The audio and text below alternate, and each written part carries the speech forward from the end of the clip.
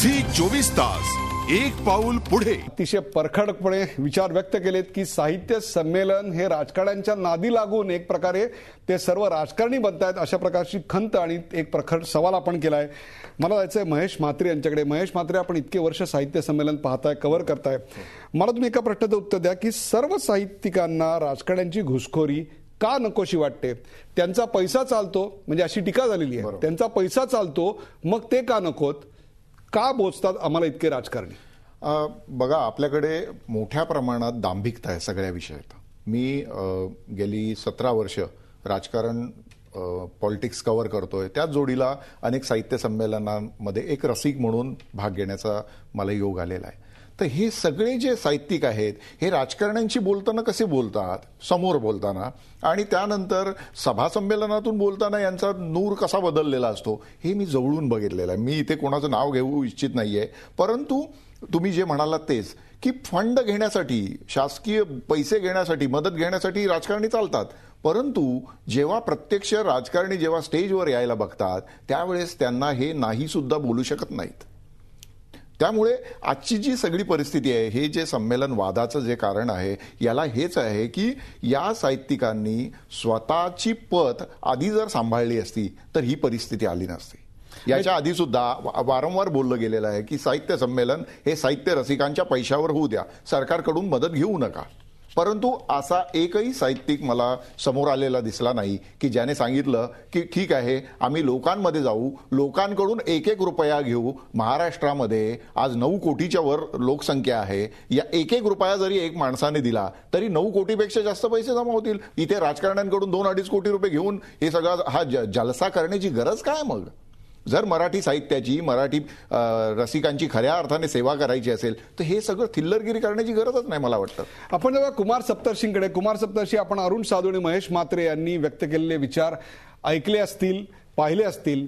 राजकारण्यांना एक प्रकारे प्रखर विरोध होताना दिसतोय. तिखट प्रतिक्रिया अरुण साधूंनी व्यक्त केली होती.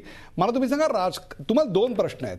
पहिला प्रश्न कुमारजी असा आहे की राजकारणी लागतात कशा करता, एवढे बोचतात कशा करता, आणि त्यांच्या विना संमेलन होऊ शकत नाहीत का? हे अपरिहार्य आहे का?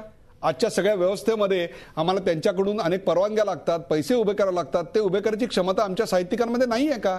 मराठी इंडस्ट्री त्यांच्या मागे उभी राहू शकणार नाहीये का?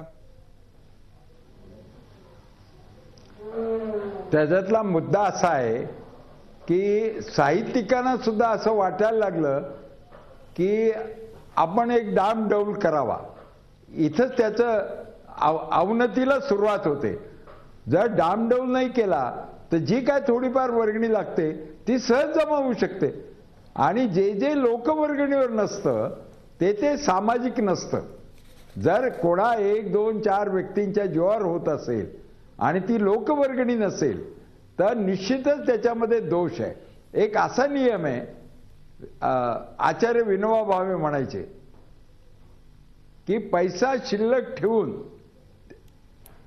किंवा पैसा मोठा फंड जमून काही गोष्ट केली तर त्या फंड भोवती भूत फिरतात. म्हणून तुम्ही फंड जमा करू नका. तुम्ही जे काम आहे ते काम करता करता तुमची पत वापरा. तर आता अरुण साधू म्हणाले ते बरोबरच आहे. तुमची पत आहे का नाही याच्याविषयीचा आत्मविश्वासच नाही, नंबर 1. आणि नंबर 2, मला माझी सोय झाली, मला माझा खर्च मिळाला, मला गाडी मिळाली की प्रश्न मिटला. असं जर साहित्यिकांची एक त्यांचं जर चारित्र्य सार्वजनिक झालं असेल तर मग कोणीतरी पैसे मिळवावेत दुसऱ्याने आणि ते आम्हाला द्यावेत, अशी एक धारणाच तयार झालेली. आणि मग ती धारणा झाली तर आज असं आहे की आज राजकारण्यांच्या शिवाय पैशाचे व्यवहार मोठे कोण करू शकत नाही. आणि राजकारणाने असं वाटतं की मोठे व्यवहार केले तर मला जास्त नाचायची संधी मिळेल आणि कुठेही मिरवायची त्यांना हौसच असते. एखाद्या जातीचा मेळावा झाला, वडारी जातीचा मेळावा, परीड जातीचा मेळावा, नाभिक समाजाचा मेळावा, तरी तिथं राजकारणी नाचतात. आणि मग त्याला काहीतरी द्यायचं, कारण आमच्या करता तुम्ही संमेलनामध्ये आम्हाला नवरदेव करताय तर लग्नाचा खर्च आम्ही करतो. तर साहित्यिकांच्या नाचण्यामधून, साहित्यिकांच्या संमेलनामध्ये जर नवरदेव आम्ही होत असू तर राजकारण्यांना स्वाभाविकच असं वाटतं की आम्हाला मिरवलं पाहिजे त्याच्यात. बरोबर. मी आता हाच तो प्रश्न विसंगतीचा कुमारजी विषय. हाच प्रश्न घेऊन आपण जातोय पुन्हा एकदा अरुण साधू यांच्याकडे. अरुण साधू, तुम्ही दुर्गाताई भागवत ज्या वेळेला अध्यक्ष झालेल्या होता तो काळही पाहिलेला असेल. त्या काळातले वाद तुम्ही पाहिले असतील. यशवंतरावांवर झाली त्या काळातली कराडची टीका आणि त्यानंतर त्यांनी घेतलेली भूमिका, इथपासून ते आत्ताची परिस्थिती अरुण साधू मी आपल्याला सांगतो. राज्यात मराठी पुस्तकांची केवळ 80 ते 90 दुकानं आहेत. 19 जिल्ह्यात मराठी पुस्तक मिळणारं, केवळ मराठी पुस्तक मिळणारं असं एकही दुकान नाही. मुंबईत इंग्रजी पुस्तकं मिळण्याची 65 दुकानं आहेत, तर मराठी पुस्तकं मिळण्याची केवळ 8 ते 9 दुकानं आहेत.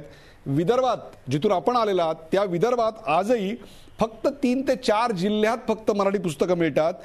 बाकीच्या जिल्ह्यात मराठी पुस्तकं मिळत नाहीत. पश्चिम महाराष्ट्रात फक्त पुणे, कोल्हापूर आणि सोलापूरमध्ये पुस्तकांची दुकानं आहेत. इतर जिल्ह्यांमध्ये पुस्तकांची दुकानं नाहीत. अशा प्रकारची अवस्था असताना साहित्य संमेलनात संमेलन टू संमेलन अशी साहित्य सेवा करणाऱ्या राजकारण्यांना आपण काय सांगाल? झी 24 तास, एक पाऊल पुढे.